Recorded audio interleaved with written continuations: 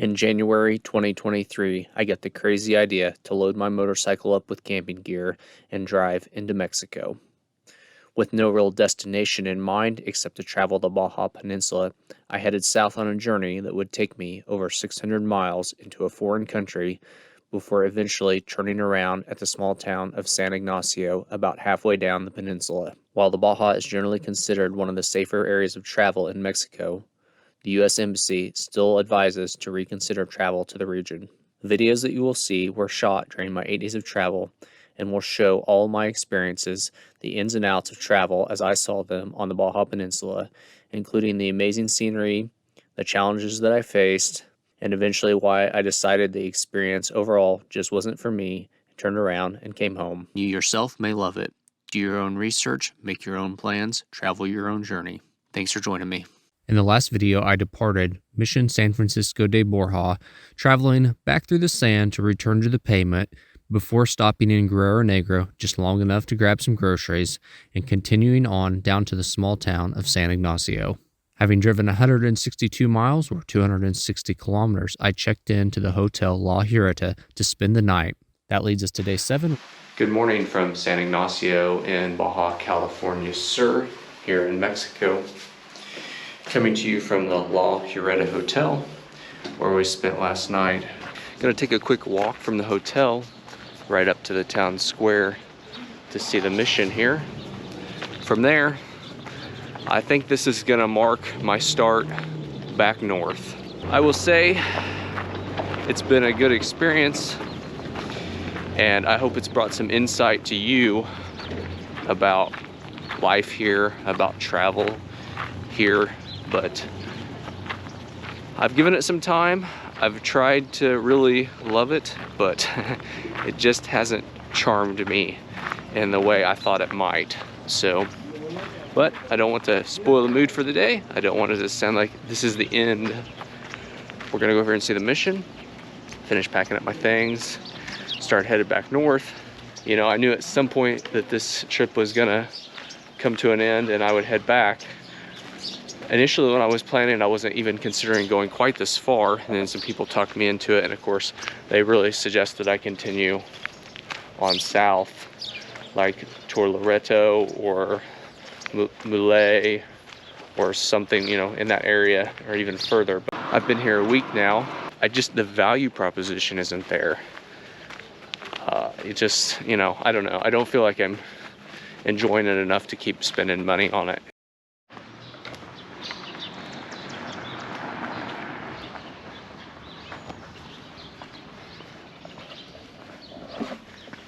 It's about 20 till 9 here in San Ignacio. Very quiet at this time of day here. This mission has a similar story to Mission San Francisco de Borja that we saw yesterday, in that it was founded by the Jesuits in 1728. The church you see here was again built by the Dominicans in 1786. This mission lasted until 1840 when it was abandoned.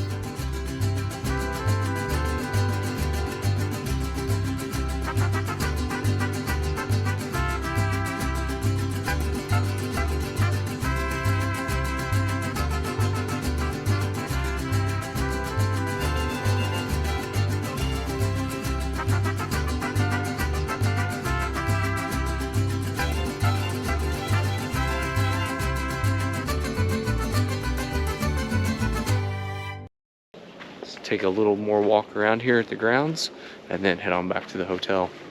You can see this is the main temple area, or whatever they would call it there, that we were just inside. Then surrounding that, there's some outbuildings, which I assume would have been places that missionaries would have lived, worked, ate, etc. here on site. I think that's going to do it for our visit here at the mission, and pretty much for our visit at San Ignacio. I'm starting to get a little more concerned about getting back into the US, actually, because I don't have an immigration form. I didn't get my passport stamped or anything when I crossed the border into Mexico. All he did was looked at it, looked at my registration, waved me on. I tried to ask him about a passport stamp. It was no English. I should have pursue that a little more in retrospect, probably, because there's still things that say you have to have this FMM, but I'd also read that they were no longer using that. And I talked to another gentleman who had no paperwork as well. I don't know. I guess you're gonna have to stick around a little longer to find out how that goes, but that's gonna be another couple days at this point. My trip back, probably gonna try to make it a little faster. This is gonna be goodbye to Hotel La Huerta. I picked me out a destination, Papa Fernandez Camp.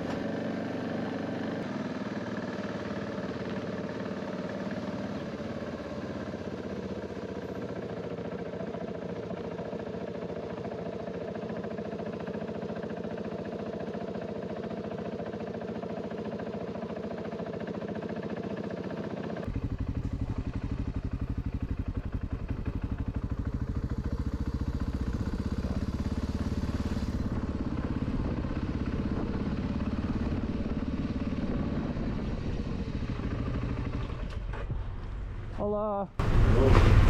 How are you? I'm good, thank you. Good. Where are you going? Portecitos. ¿Dónde? Portecitos? South of San Felipe? Oh, coming from? San Ignacio. San Ignacio. Sí. Laguna de San Ignacio. San Ignacio. Vale. Do you take any drugs? Say what? Drugs? Drugs? No. No? No. Gracias.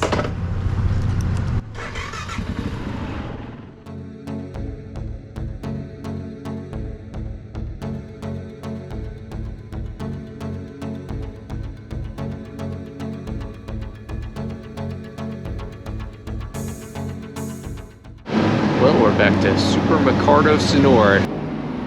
For the second day in a row, I am sitting on the streets of Guerrero Negro, getting ready to fix me some lunch or have some lunch. I've got some slightly expired yogurt, just a month past its best by day. I ate the same stuff yesterday from the same store, so I'm sure it'll be fine. Got my Bimbo bread here and my PB&J. Gonna take a little break, get some food in me, and hit the road again.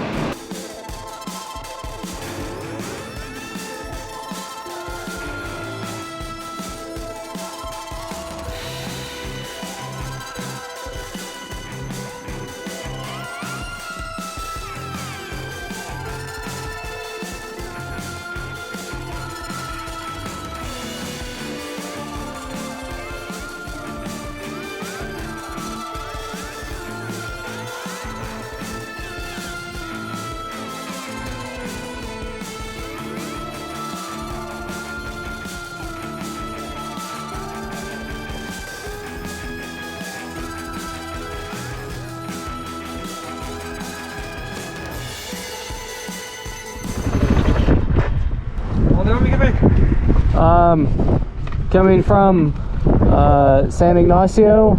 San Ignacio? San Ignacio to Agua Termales Portecitos. Portecitos, south of San Felipe. San Felipe, ¿no? ¿Ya está? Sí. Vale. Gracias.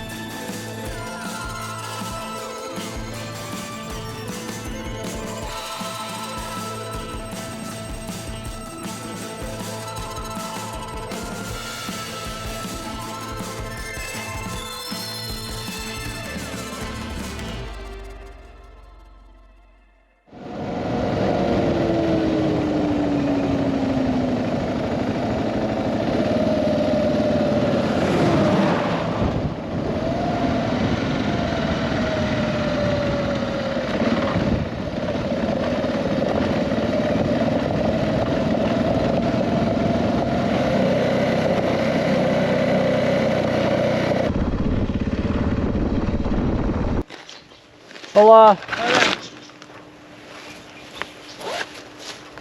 Camping? Ajá, 100 pesos. 100 pesos.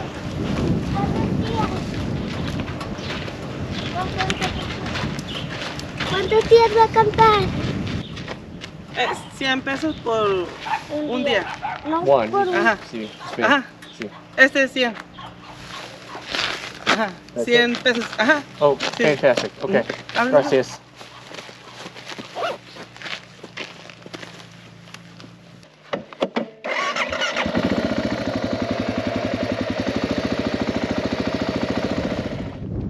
We've made it to Papa Fernandez camp here on the shores of the Sea of Cortez. Just about 4 o'clock. It's been quite a long day of riding, for me anyway. That sun will be setting here in about another hour, actually, at this location. So I'm glad to be here. This will give me time to get my tent set up, get some supper fixed and stuff, and get settled in. Only paid 100 pesos. Sign said 150. Again, it's just me on a motorcycle, so maybe she felt like that was a better deal. And it is a pretty good deal. That's only 5 US. That's the best deal I've got so far, quite frankly.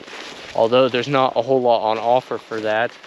You can have this plywood palapa, not very picturesque. It is painted, but it's not like the palm leaves.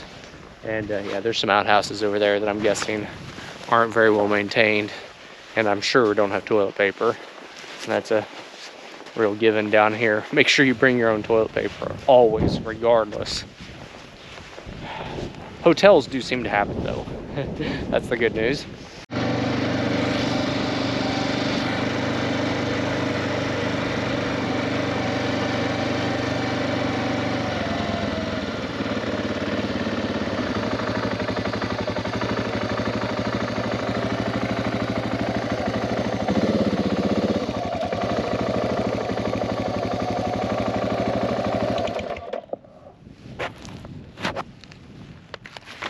Well, I definitely think this is the spot.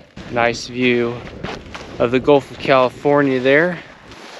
This is only about 1 hour or so south of Puertecitos, where I stayed on my way down, that has the hot springs, which were really nice, mind you, but the time I'd get there tonight, it'd be basically getting dark, which I think I would be there before it got pitch black. That really isn't my concern, but I don't think I would have probably got to enjoy them. I'm gonna set up my tent, get around and think about fixing supper before it gets dark, because it gets kind of a nuisance once that happens. That won't take too long. That's just gonna be some quick freeze-dried food, maybe a PB&J to supplement it. I'd like to take you over here for a quick walk on the beach though, before that sun completely disappears behind us.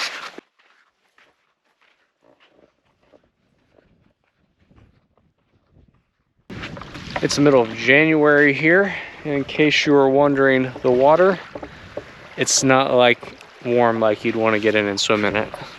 Chili beef and mac in the works. Not really Mexican, is it? But it sort of has that Mexican appeal to it, right? Spicy chili sauce with beans, beef and macaroni. Should be great. I think I could get to Yuma tomorrow if I wanted to.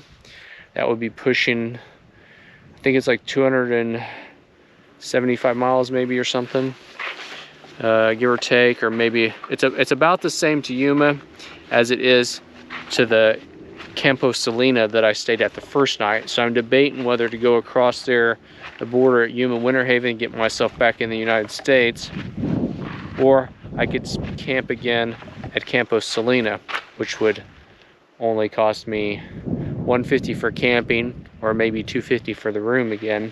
The GoPro isn't the right tool for this, but doesn't have the lens that you need. But can you make out the pelican thing or whatever that is? Oh, it's taken off.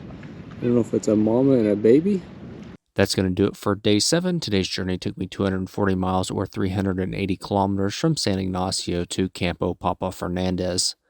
Be sure to join me for day 8, my last full day in Mexico, where I will continue to work north, traveling 290 miles or 465 kilometers passing through some more military checkpoints along the way before returning to Campo La Salina to spend my last night where I spent my first night. If you're curious about Mexican peso currency, stick around just a little bit longer.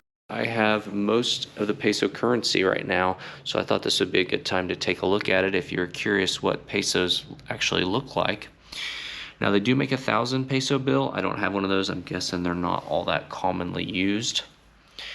Your 20 and 50 peso note are made out of a polymer. The rest of them are paper.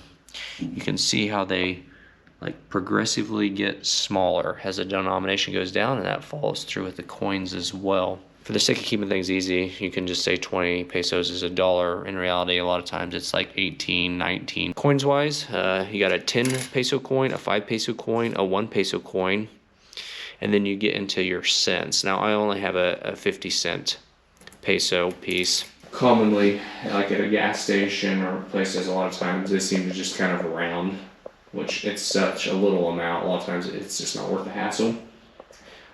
Like OXXO and real stores, though, will give you actual coins. That's probably where I got this 50 cent piece, but it's a good idea to have a variety of change. The ATMs, all the ones I've used, just give you 500 peso notes. Good stores and hotels and stuff will give you change. A lot of the campgrounds or the camping areas, though, you need to have exact change, I think, typically. They don't seem to like to make change or want to make change or just prefer to keep your change. But I've always just tried to be prepared. Some places are pretty good about credit cards, like this hotel's credit card. Some smaller, like dive hotels, though, are like cash only. Some gas stations occasionally are cash only. Most of them will take a credit card. They'll either have a handheld, this little terminal that they'll walk around with, or you got to go over and pay through the window.